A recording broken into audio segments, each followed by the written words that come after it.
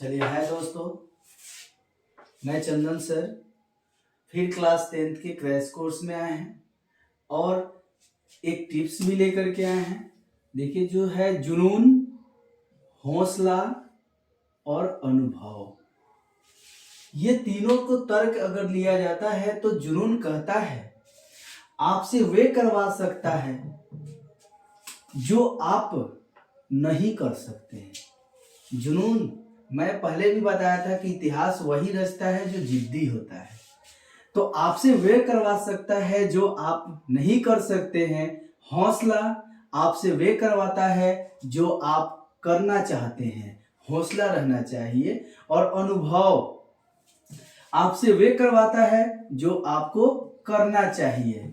तो अगर आपने ठान रखा है कि मैट्रिक के बोर्ड में हम अच्छा नंबर लेकर के आए, तो आप आइए अपना सेल्फ स्टडी भी करें और हम इसके बैक के वीडियो में ये क्वेश्चन बैंक का यानी 2011 से इसमें दिया हुआ है और 2011 का ऑब्जेक्टिव हो चुका है। आप बैक के वीडियो जाकर के देख लीजिए। और यहाँ पे आते हैं 2012 में, तो 2012 की पहला ऑब्जेक्टिव लेते हैं जो देखिए यहाँ पे है। पहला ऑब्जेक्टिव है प्रथम 5 पूर्ण संख्याओं का माध्य कौन होगा। ऑप्शन ए में दिया है 3, ऑप्शन बी में दिया है 2, ऑप्शन सी में दिया है 2.5, ऑप्शन डी में दिया हुआ है 4। अब इस चीजों को हम समझते हैं। प्रथम 5 पूर्ण संख्या, तो पूर्ण संख्या बताया गया है कि गिनती की संख्या के पहले शून्य लगा देने से वह संख्या पूर्ण संख्या कहलाती है। यानी पूर्ण संख्या की शुरुआत 0 से होती है। तो जब 0 से होती है तो प्रथम 5 लेते हैं। तो आप इसको पूरा हम डिटेल्स बता देते हैं। सॉल्व में आइए, ये लिखा हुआ है कि प्रथम 5 पूर्ण संख्याएं, तो क्या होगा 0, चूंकि 0 से स्टार्ट ही होता है ये, तो 0 हुआ, 1 हुआ, 2 हुआ, 3 हुआ, 4। गिनिए 1 2 3 4 5, आपका 5 हो गया।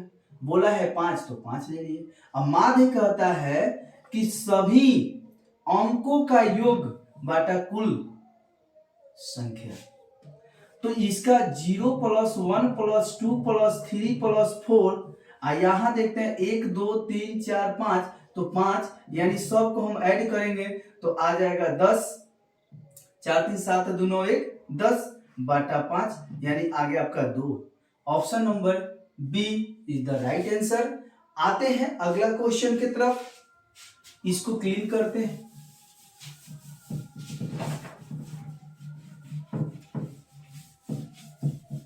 दो 2012 का है ये क्वेश्चन बैंक चल रहा है, ऑब्जेक्टिव अभी चल रहा है। आइए इसमें दूसरा क्वेश्चन अब देखते हैं। कहा है कि 2 वृत्तों के क्षेत्रफल का अनुपात 4:1 है, तो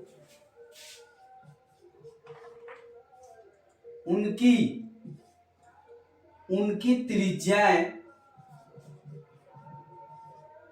त्रिज्याओं का अनुपात है। ऑप्शन ए में दिया है 4:1, ऑप्शन बी में दिया है 2:1, ऑप्शन सी में दिया है 1:2, ऑप्शन डी में दिया है 1:4। देखिए अब पूरा हम डिटेल्स बताएंगे तो फिर दिक्कत होगी। आइए इसको भी थोड़ा सा समझते हैं। 2 वृत्त बोला है जिसमें से उनका अनुपात दे रखा है 4:1। तो आइए फर्स्ट वृत्त का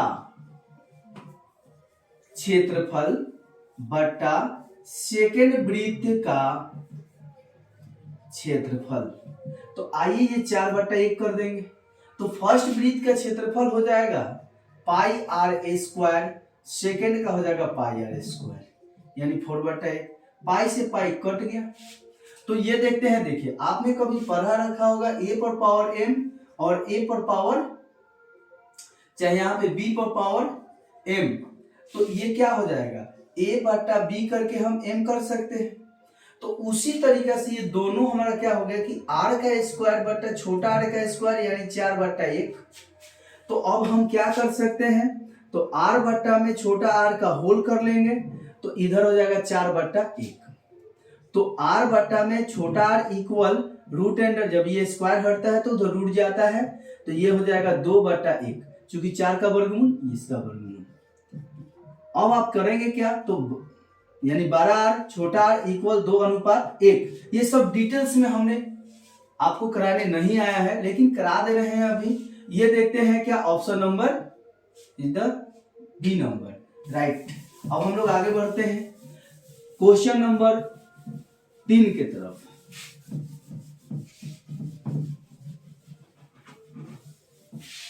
देखिए क्वेश्चन नंबर 3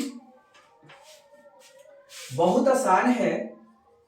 बोल रखा है क्या, यदि tan theta equal root under 3, तो थीटा का मान है, ऑप्शन ए में दिया है 90 डिग्री, बी में दिया है 45 डिग्री, सी में दिया है 30 डिग्री, डी में दिया है 60 डिग्री।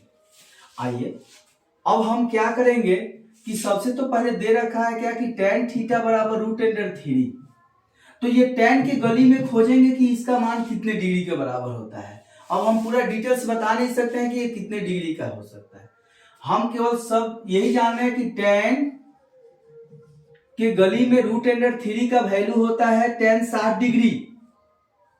तो tan से tan कट, ये काट नहीं सकते हैं, डन। हम थीटा इक्वल 60 डिग्री लिख सकते हैं। ये क्या नंबर पे है, डी नंबर पे है। आइए हम अगला क्वेश्चन देखते हैं, क्वेश्चन नंबर 4। चले आगे।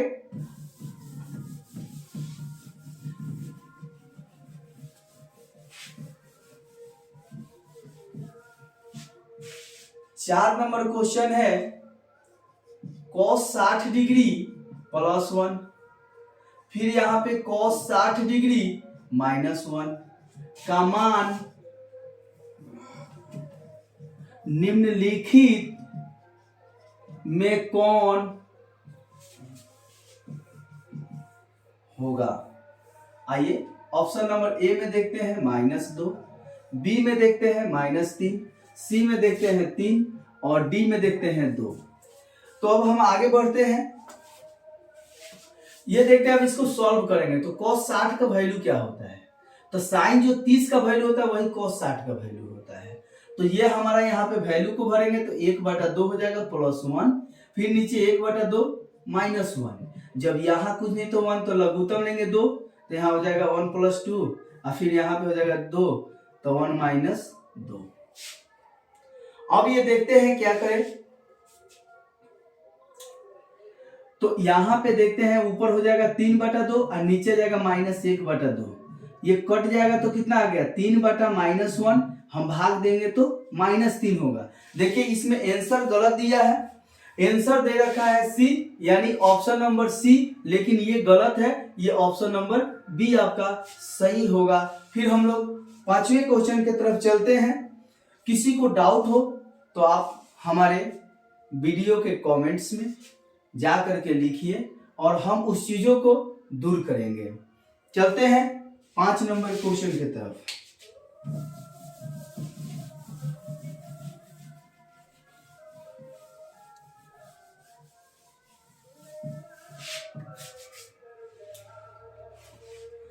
पांच नंबर क्वेश्चन बोल रखा है, यदि अल्फा और बीटा बहुपद f(x) x² x + 1 के मूल दिया है, मूल हो तो 1/α + 1/β का मान का मान है। आइए मेरे दोस्त, ये कई बार एग्जाम में पूछा भी गया है, आप इसको सॉल्व करें, आपके साथ हम भी हैं। नो, इनमें से कोई नहीं, आप ऐसे समझ लीजिए। अब हम लोग देखते हैं, इसको सॉल्व करेंगे। हमारा मूल डाटा यही है। अब इसको हम लेंगे तो देखो, ए का वैल्यू ये देगा, बी का वैल्यू ये देगा, सी का वैल्यू ये देगा।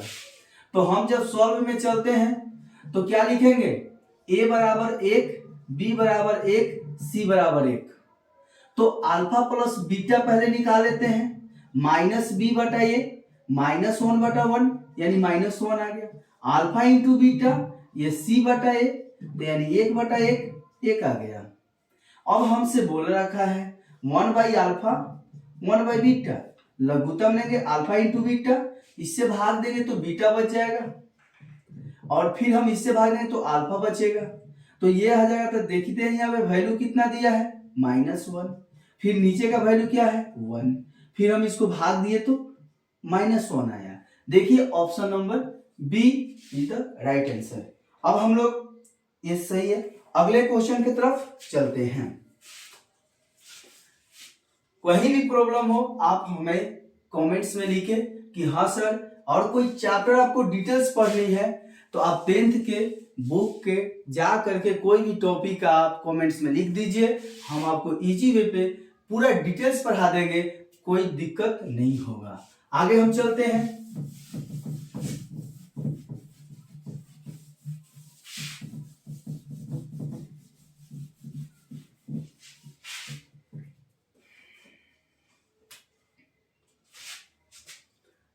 छठा नंबर भी क्वेश्चन बहुत अच्छा है। बोल रखा है कि एक द्विघात बहुपद के मूलों के योगफल तथा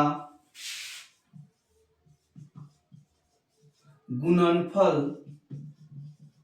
क्रमशः 2 तथा -15 है। द्विघात बहुपद होगा, चाहे बहुपद है। ऑप्शन ए में दिया है x² + 2x + 15, ये दिया है। बी में दिया है x² + 2x - 15। सी में दिया है x² - 2x + 15। डी में दिया है x² - 2x - 15। ये भी क्वेश्चन कई बार पूछा गया है, और आप टेंशन ना लीजिए। देखिए, अगर यहाँ पे हम इजी वे पे बना सकते हैं, नहीं तो द्विघात बहुपद है तो पहले द्विघात समीकरण में जाओ, कहीं प्रॉब्लम नहीं होगी। लेकिन यहाँ के लिए हम आपको बताते हैं कि द्विघात बहुपद का फॉर्मूला क्या होता है। तो द्विघात समीकरण पहले लिख लेते हैं। तो द्विघात समीकरण x² minus alpha plus beta x minus alpha into beta equal 0, यहाँ प्लस होता है, ध्यान दीजिएगा, ये फॉर्मूला है। 0 हटाते हैं तो यहाँ बहुपद लग जाएगा, और 0 डाल देते हैं तो यहाँ समीकरण लग जाएगा। तो अभी आप क्या करिए कि यहाँ के लिए क्या करेंगे, x² इतना का वैल्यू दिया हुआ है, देखिए योगफल 2 और गुणनफल -15, तो ये 2x हो जाएगा प्लस -15 इक्वल 0। तो x² 2x -15 इक्वल 0। तो जैसे ये 0 हटा देंगे तो बहुपद आ जाएगा, और 0 डाल देते हैं तो समीकरण है। तो अब देखते हैं क्या कि ये हम हटा देते हैं, हमें मांगा है बहुपद, तो अब यहाँ पे समीकरण नहीं, आपको बहुपद लिखना होगा। अब बोलिए कि हमने ऐसा क्यों सिखाया, कुछ रीजन है। अगर इसी को दे देता 1/2 तो तुम वहां पे लघुत्तम ले लेता, और लघुत्तम लेकर के उसको 0 में बदल देता नीचे वाले को, तो आपका रिजल्ट सही आएगा, अन्यथा गलत होने की संभावनाएं होगी। चलिए आगे बढ़ते हैं। ये option number D is the right answer.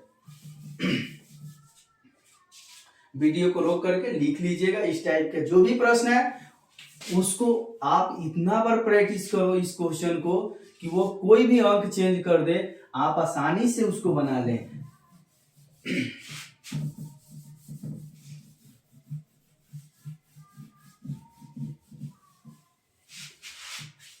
आइए अगला प्रश्न को देखते हैं।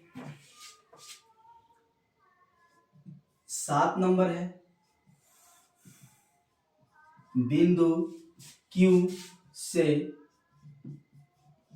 किसी वृत्त की स्पर्श रेखा की लंबाई 24 सेमी है और केंद्र से Q की दूरी 25 cm है। वृत्त की त्रिज्या है, ऑप्शन ए में दिया है 7 cm, ऑप्शन बी में दिया है 12 cm, ऑप्शन सी में दिया है 15 cm, ऑप्शन डी में दिया है 24.5 cm। आगे हम बढ़ते हैं और देखते हैं कि क्या आएगा। बोला है कि बिंदु Q से किसी वृत्त की स्पष्ट रेखा, यह एक वृत्त है और यह वृत्त है तो कहीं बिंदु Q है, और बोला है कि हमारा जो रेखा बन रही है इस प्रकार से जो कि ये Q को टच कर दे रहा है, और बोला है क्या कि उसकी लंबाई हो गई है 24 cm। अब ये बोला है कि केंद्र से Q की जो दूरी बनी है, तो केंद्र तो बहुआ यहां होता है, केंद्र से दूरी है Q की तरफ, तो ये चला जाएगा तो ये 25 cm हो गया। अब यहां से लेकर के यहां त्रिज्या स्पष्ट रेखा पर लंब होती है, तो यहां हमारा O हो गया, ये P मान लो, कोई दिक्कत नहीं है। तो ये बताओ कि तुम ये 90 डिग्री का सिंबल बन गया, तो ये क्या हुआ, लंब हुआ। तो लंब का फॉर्मूला क्या होता है, तो कर्ण का स्क्वायर माइनस आधार का स्क्वायर, यानी 25 का स्क्वायर माइनस 24 का स्क्वायर। 25 का स्क्वायर होगा 625 और 24 का हो जाएगा 576, घटाएंगे आ जाएगा 49, स्क्वायर डालेंगे आ जाएगा 7। ये आपका आंसर ये आया। समझ गए? आप बनाइएगा, नहीं बनेगा हम फिर आपको बता देंगे। ऐसे भी कई बार ये पूछा भी है, आगे चल करके हम आपको बता देंगे। नहीं तो और बोलिएगा तो और भी इसको अभी भी बना सकते हैं, कोई दिक्कत नहीं है। आगे बढ़ते हैं क्वेश्चन नंबर 8 की तरफ।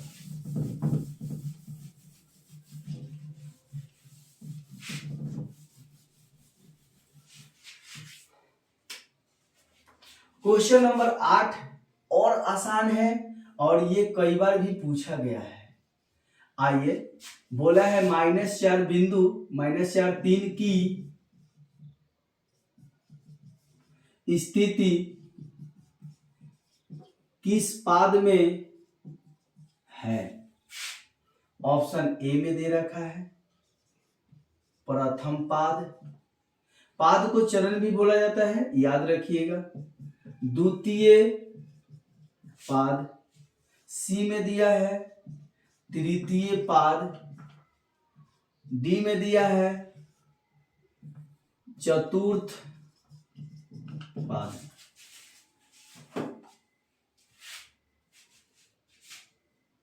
मेरे दोस्त, आप लोग कोऑर्डिनेट ज्योमेट्री जब पढ़े होंगे तो इस प्रकार से प्रथम घर, द्वितीय, तृतीय, चतुर्थ, plus plus minus plus minus minus minus plus minus. अब यहाँ पे कैसे आए तो फिर हम डिनोट नहीं करेंगे, बहुत लंबा वीडियो बन जाएगा, इसलिए यहाँ नेट का भी थोड़ा प्रॉब्लम चलता है, फिर हमें छोड़ने में भी प्रॉब्लम होगी, इसलिए डन। ये देखते हैं क्या, ये देखते हैं माइनस, तो इसका चिन्ह निकालो। बोआ इसका चिन्ह निकालेंगे तो कितना आ गया, इसका चिन्ह माइनस आ रहा है, इसका चिन्ह प्लस आ रहा है। तो बताइए माइनस और प्लस ये कै नंबर पे है, 2 नंबर पे है। कुछ मत देखो, ये द्वितीय पाद आप ठीक लगाओ। और इस टाइप का प्रश्न आपके इस बार भी बोर्ड में आएंगे, जो बच्चे 23 का एग्जाम तैयारी कर रहे हैं बिहार बोर्ड का। तो आगे बढ़ते हैं।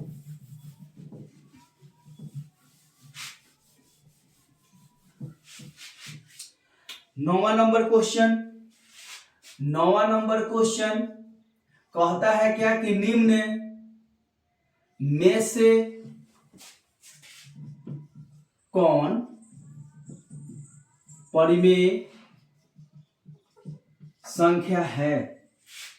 ऑप्शन नंबर ए में √3, ऑप्शन नंबर बी में 2/√2/√2, सी में देख रहे हैं क्या कि 4 + √5 और डी में देख रहे हैं क्या √6। क्या आपको कभी याद आ रहा है कि ऐसा क्वेश्चन हमने बता रखा है? जी हाँ, ये 2012 ए में पूछ दिया गया है और 2011 ए में भी पूछा गया है। तो आपको ये हम यहाँ जाकर के ये वाले वीडियो को जाकर के 2011 में जो बनी हुई है, यानी अभी इसके पहले वाले वीडियो को जाकर के देखिए और इसका सही ऑप्शन होगा बी। काहे होगा वहां पे हम जाकर के बता दिए हैं। आप जाकर के 11 जो क्वेश्चन बैंक 2011 का वीडियो नहीं देखे हैं वो जाकर के पहले वो देखें और ये 12 का भी बन रहा है। इसका सही आंसर आ गया कौन सा? 2 बच गया। क्यों? चूंकि अब काहे है नहीं है, जाकर के अब वहां पे आप देख लीजिए अगर नहीं देखे हैं तो। आइए एक 10वां नंबर क्वेश्चन, निम्नलिखित में कौन बहुपद नहीं है? लो, अब हमसे बोला है क्या कि कौन बहुपद नहीं है। 1/3 और फिर यहाँ पे 3x² और 1/√3x + 2। यहां दिया हुआ है x + 1/x। डी में दिया हुआ है 3x² - 4x + √5।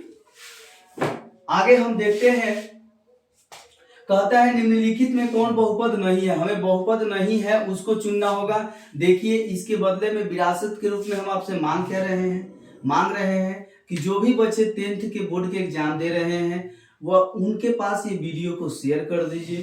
Free of course वो देख सकते हैं, उनके देखने के लिए कोई चार्जेज नहीं है। उसके बाद में आपको क्या करना है कि सबसे पहला चीज है कि आप भी आपके अगल बगल जो भी 10वीं के स्टूडेंट दे रहे हैं आप उन्हें जाकर के ये वीडियो भी दिखा भी दीजिए और उसे शेयर भी कर दीजिए।